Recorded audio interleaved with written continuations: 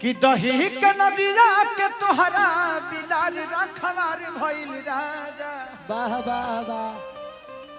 बहुत सारी माता बहन बेटी बैठी है, इसलिए बहुत मर्यादित चीजों को ही हम परोस रहे हैं। नहीं तो तुम लोग जानते हैं कि हम मर्यादा में ढेर देर लेना नहीं ले ढेर देर ले।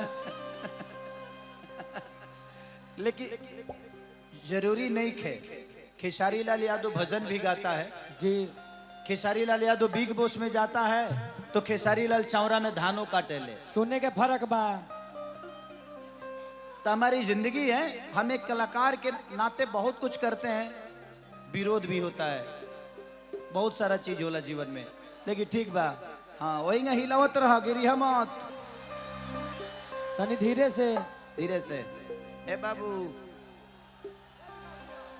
हो बांस पर से उतर जाना तो डायरेक्ट अंतरिक्ष में चल जीबो। चंद्रयान पर लगभग चंद्रयान रिलीज करे ऊपर अवे जमीन खोजे लगबा बाबू। जा तरह तो जा 2 कट्ठा जमीन हमरो के देखी हो। 2 बीघा हमरो के। कि दही के नदिया के तोहरा अरे बिलारी रखवार भइल राजा। तो लगे डरई देवरी करी घात ये राजा। दिनों रात रहे छतिए पर हाथ ये राजा। लोग कहेला ये गाना गलत नहीं है। दिनों रात रहे छतिए पर, मतलब कहला क्या है दादा छातिए पर हाथ बा हमार। कहला ना कि छातिए पर जैसे गुजरल हो छातिए पर हाथ रहलो, वो छाती पर हाथ। कितना लोग दूसरे बुझत होई। तू लो तो ओई ओई कह के गंदा गाना कह देता रहा हमार। और निमनो गावत तो ओई ओई कह के ओकरा के गंदा बना देता लो लोग।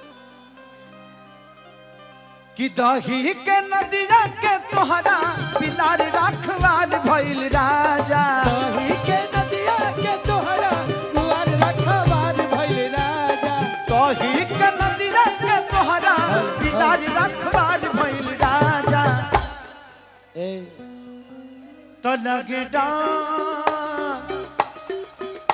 ई देवा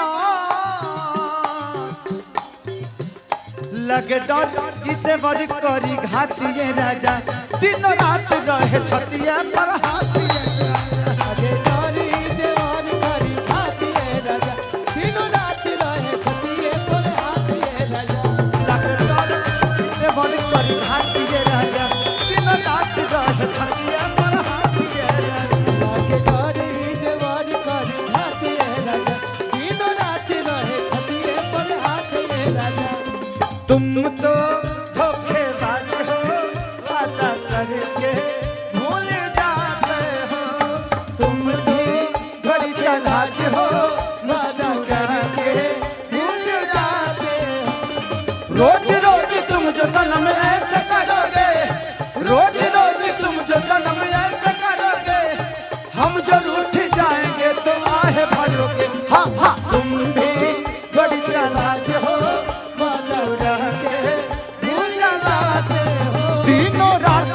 छतिया पर हाथिया दिनों रात रहे।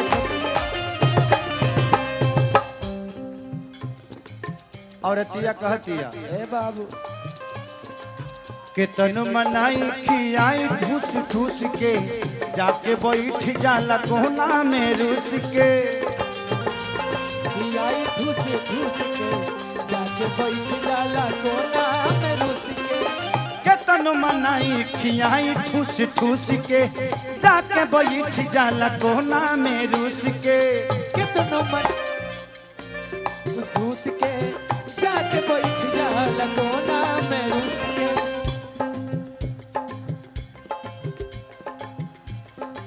ओए वाह वाह।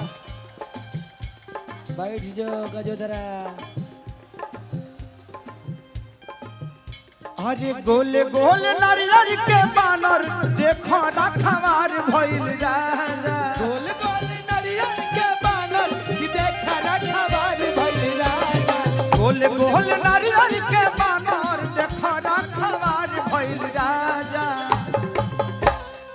तो लगे ई देवा बा ब्यास बा लागे देवा तो लगे डर इते बड़ी करी घातिए राजा लगे डर इते बड़ी करी घातिए राजा लागे डोरी देवारी करी घातिए राजा दिनो रात रहे छतिए पर हाथिए राजा लगे डर इते बड़ी करी घातिए राजा दिन रात रहे छतिए पर हाथिए राजा लागे डोरी देवारी करी घातिए राजा दिनो रात रहे छतिए पर हाथिए राजा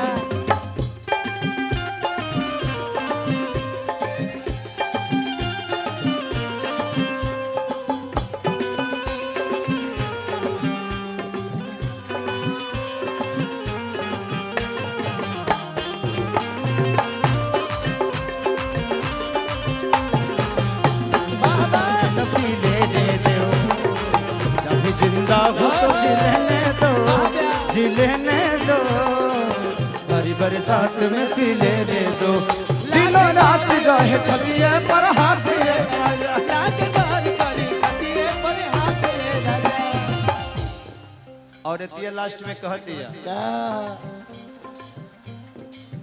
करे डरामा ए राजा कोई खल के आदत खराब तो भइल बा हल चल के करे डरामा ए राजा खर के आदत खराब भइल बाटे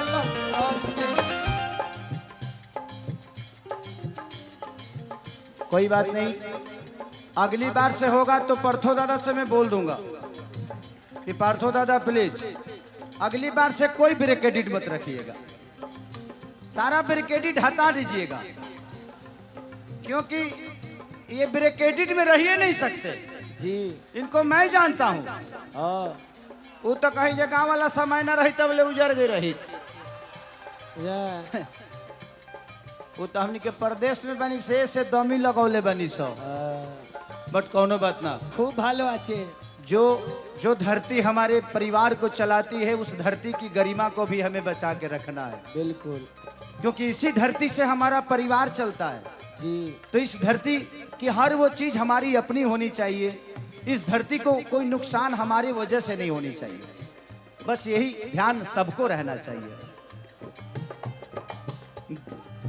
करे डरामा ए राजा कोई खल के रामा हे राजा खर के आदत खराब तो भइल बा हल चल के आदत खराब भइल बा चल के करे डरामा बलम जी कोई खल के आदत खराब तो भइल बा हल चल के करे रामा हे राजा खर के आदत खराब बाटे राजा खर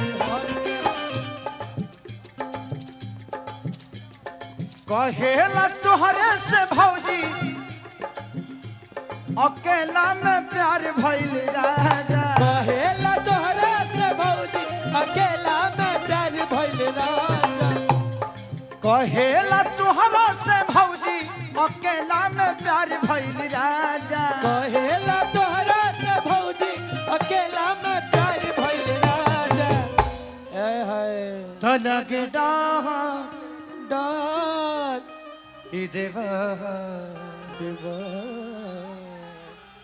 ए देवार ए राजा तो लगे डर ई देवर करी घातिए राजा लगे डर ई देवर करी घातिए राजा दिनों रात रहे छतिए पर हाथिए राजा लागे डोरी देवानी करी हाथिए राजा दिनो रात रहे बात लगे डर ई देवर करी घातिए राजा दिनों रात रहे छतिए पर हाथिए लगे डर ई देवर करी घातिए राजा दिनों रात रहे छतिए पर हाथिए राजा लागे डोरी देवानी करी हाथिए राजा